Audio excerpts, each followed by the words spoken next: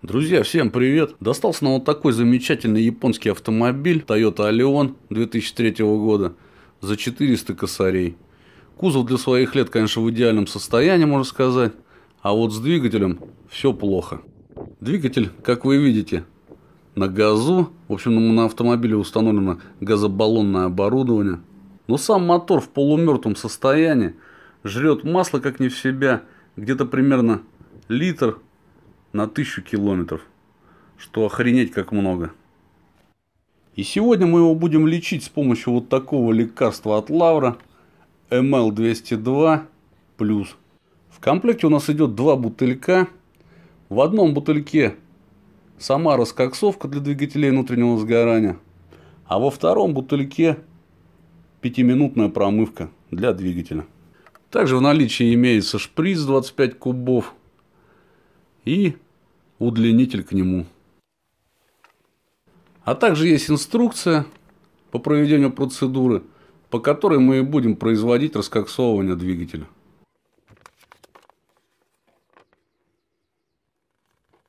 Итак, друзья, по классике жанра, чтобы нам сравнить до и после, перед тем, как начать раскоксовку, мы с помощью вот такого замечательного эндоскопа заглянем вовнутрь цилиндров и посмотрим, что там внутри. А затем, после раскоксовки, еще раз опустим камеру вовнутрь и посмотрим, что у нас получилось. Когда отворачивали свечи, чтобы нам заглянуть эндоскопом вовнутрь, обнаружили еще одну неисправность. В колодце первого цилиндра обнаружилось масло. У меня на канале уже есть видео, как лечить эту болячку. В общем, только там маленько другой двигатель, но я думаю, принцип на этих двигателях примерно одинаковый. Кому интересно, проходите в подсказке, а также будет ссылка под видео. Ну, в общем, смотрим, что у нас там с поршнями в цилиндрах. Ну, в общем, здесь, как всегда, ничего нового. Нагар, шлам и отложения.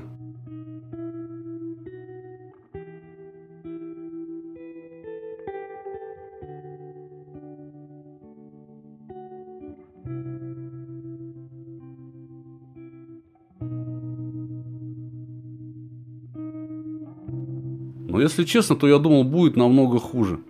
Потому что с таким расходом масла тут должно быть как в кочегарке. А тут более-менее нормально.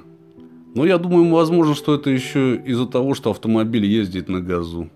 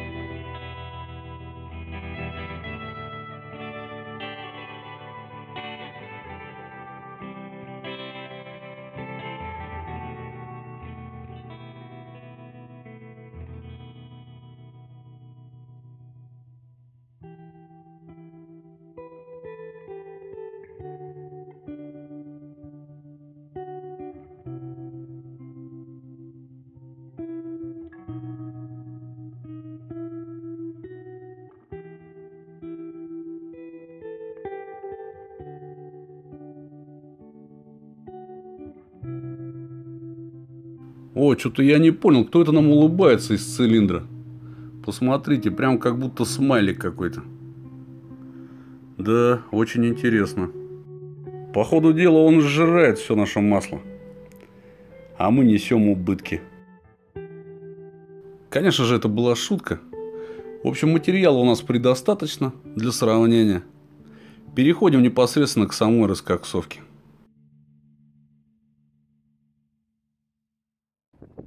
По инструкции, первым делом необходимо прогреть двигатель до рабочей температуры для лучшего воздействия препарата. Заводим движок и прогреваем, в общем.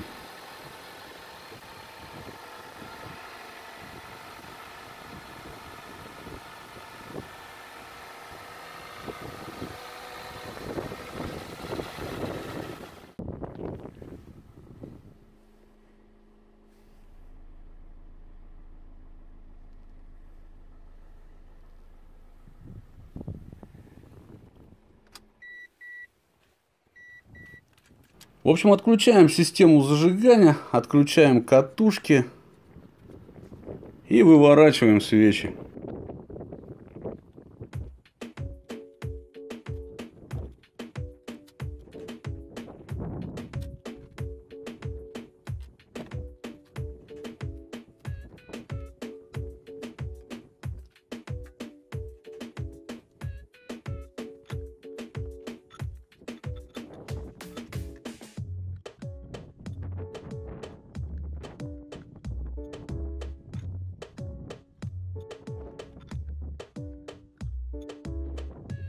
С помощью электродов выставляем поршня в среднее положение.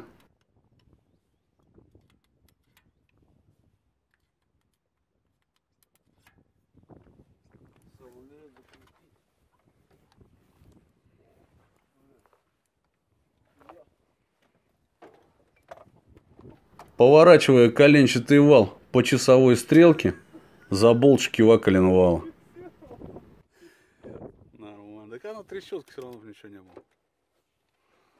Газовали, да? Так, давай. Еще. Еще.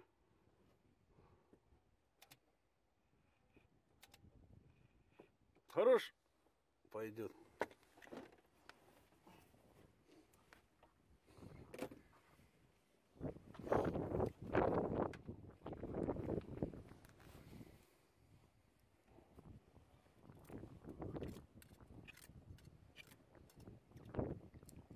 С помощью шприца с удлинительной трубкой заливаем равное количество жидкости в каждый цилиндр. Содержимое бутылька разделили на 4, где-то получилось примерно по 45 кубиков. Ну а затем вкручиваем свечи зажигания для образования паровой бани в камерах сгорания.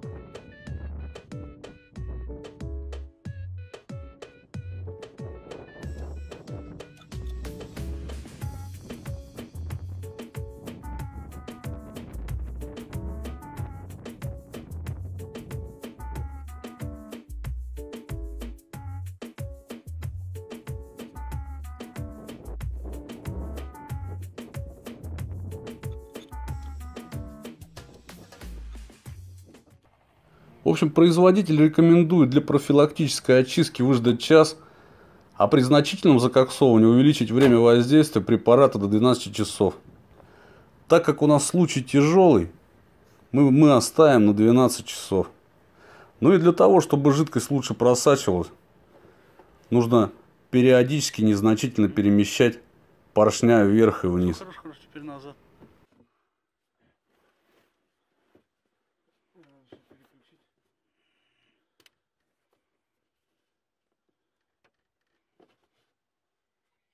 Хорошего. Все. Все, да? Угу.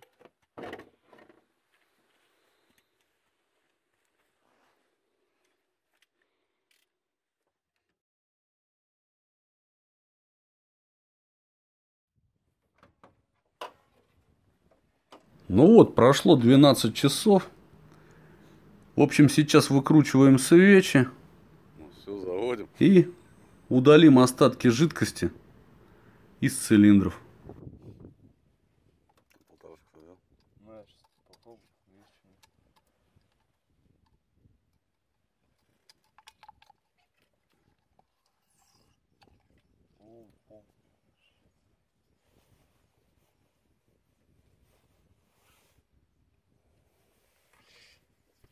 В первом цилиндре мы видим, что раскоксовки осталось в цилиндре прилично.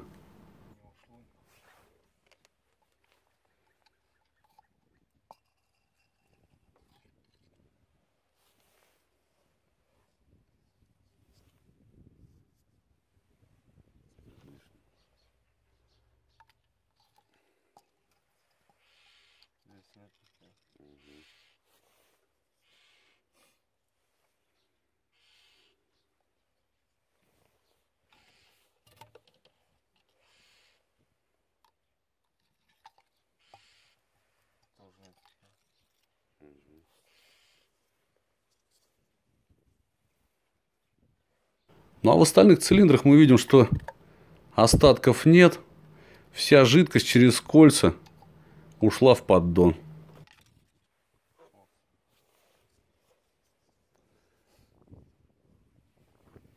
Также, согласно инструкции, прикроем технологические отверстия тканью во избежание разбрызгивания остатков препарата и прокрутим стартером 2-3 раза по 5-10 секунд. Да.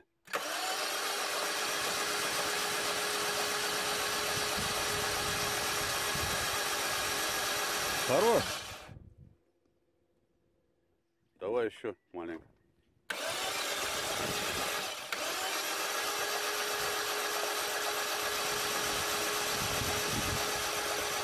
Да хорош, мам.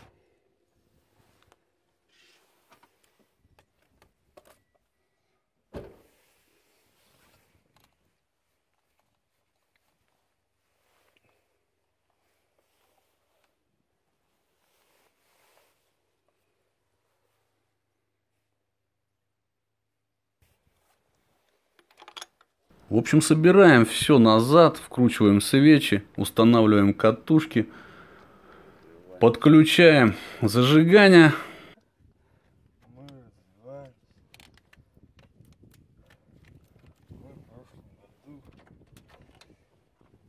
Заводим движок и, в общем, прогреваем его до рабочей температуры.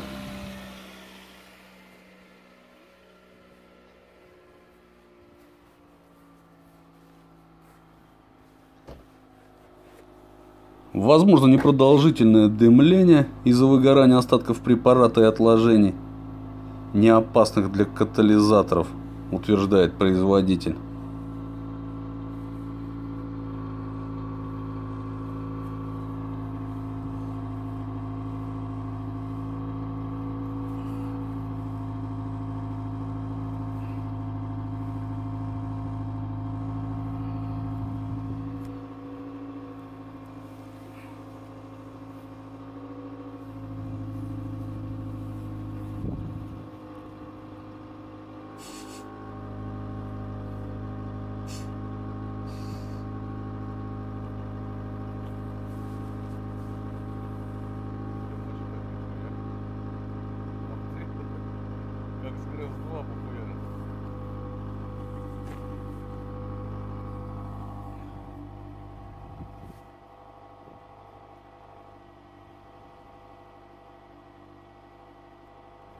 Дыма, как вы сами видите, становится все больше и больше.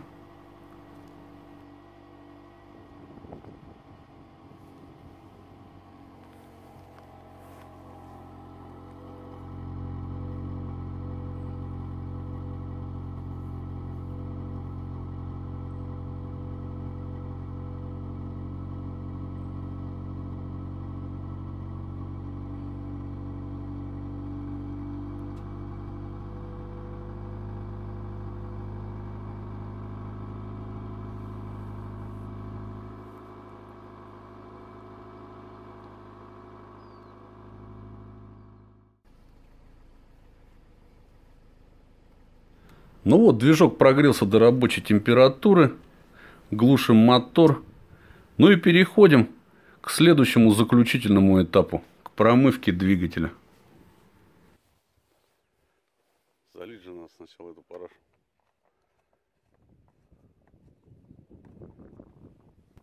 Берем второй бутылек с промывкой для двигателя. На обратной стороне также есть инструкция к применению препарата. Ну, в общем, заливаем в прогретый движок содержимое бутылки.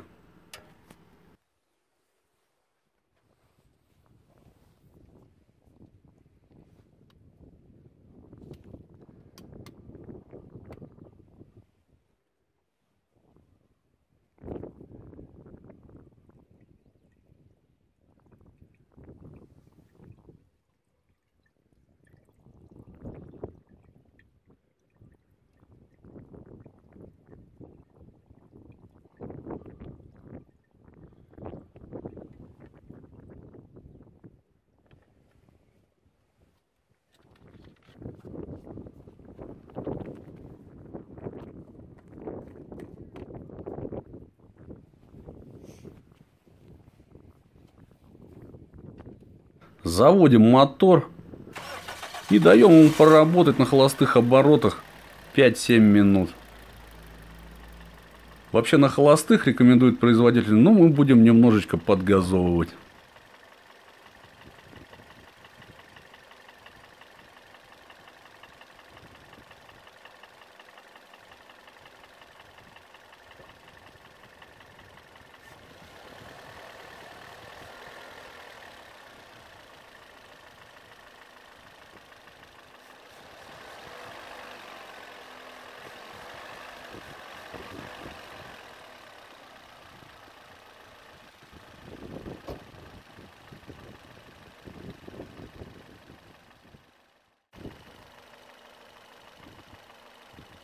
Итак, прошло в районе 10 минут. Глушим двигатель. Сливаем отработанное масло. Меняем масляный фильтр.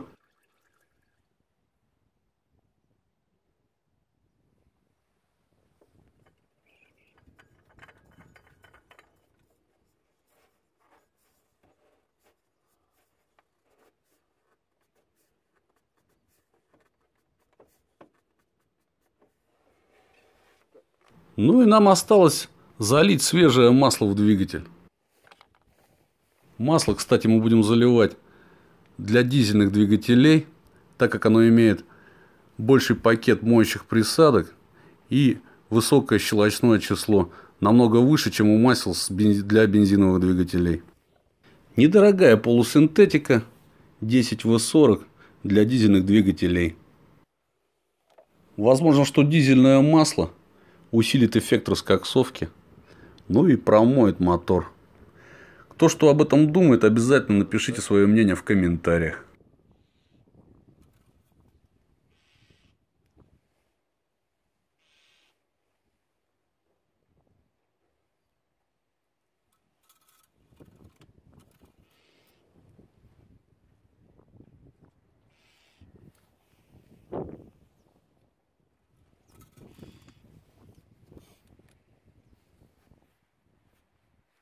Ну, в общем, все готово.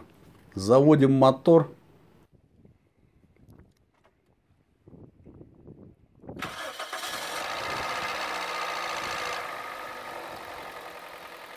Сейчас немного погудим, погазуем. Ну и посмотрим, что у нас там получилось. Заглянем эндоскопом, как я вам и обещал. Поглядим результат.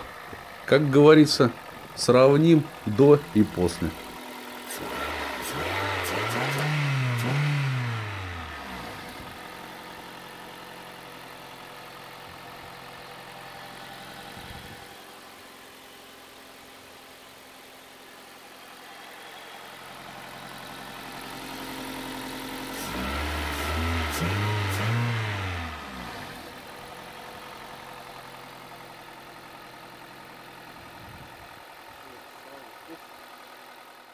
Итак, друзья, настал момент истины.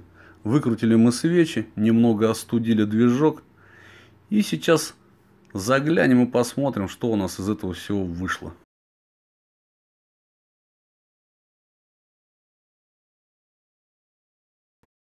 Как вы сами видите, на поршнях появилась маркировка. Нагара стало вообще намного меньше. Шлама, в общем, все поотмыло. Ну, я думаю, что толк от раскоксовки ML202+ конкретно есть.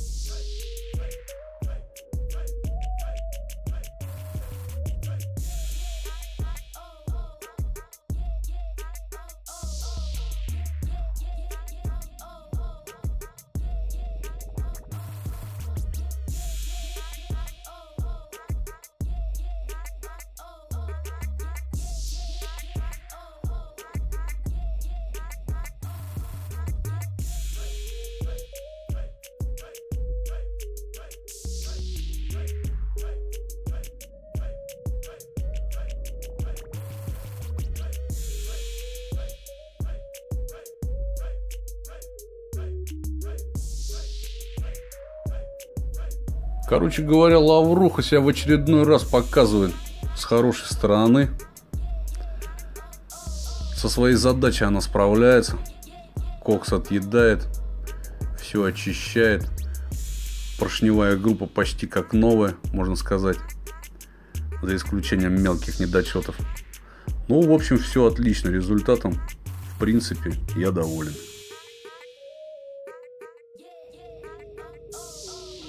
Также производитель Лавры рекомендует для полного освобождения поршневых колец и удаления нагаров рекомендуется проехать первые 5-10 километров с незначительно завышенными оборотами.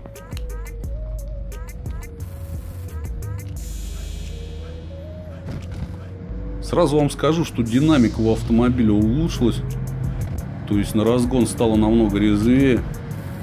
В общем, мотор попер, задышал. Ну, в общем, друзья, у меня на этом все. Кому интересно будет, пишите в комментариях, потому что о расходе масла еще судить рано. В общем, постараюсь всем ответить. Ну, в общем, друзья, пишите комментарии, ставьте лайки, подписывайтесь на канал. Всем удачи, пока.